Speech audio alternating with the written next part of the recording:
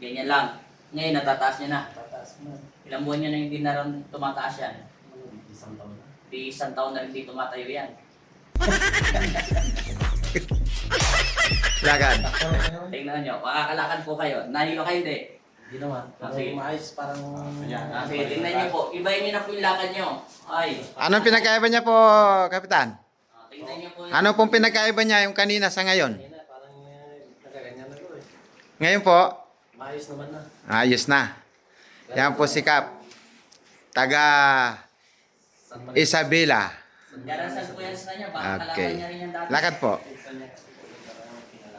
Lakad pong normal, Kap. Galit lang yan sa kanya. Galit lang siguro.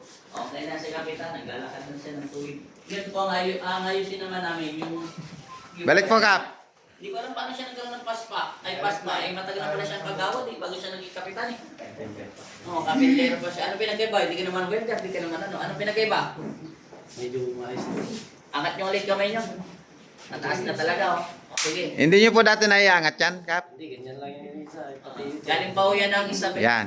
Galing na sa kay Isabela.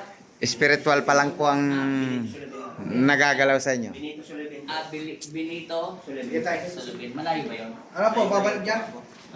Dito na. Yan na po kay, re-recta na po Ay, kay upo muna Saint. kayo dito tayo. Namay.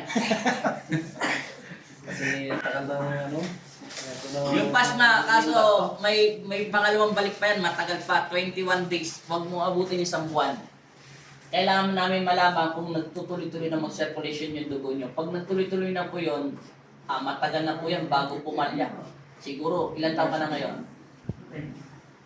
56 po. 56, aabot pa yan ng aabot pa ng 10 taon po yan bago... Nakawala na kasi yung sakit niya sa spiritual. Kaya Pagkalipas na nanginginig. 5 taon, bumalik ka ulit. Matagal pa yun. Islam po dapat yan. Dadagdag mo na kami.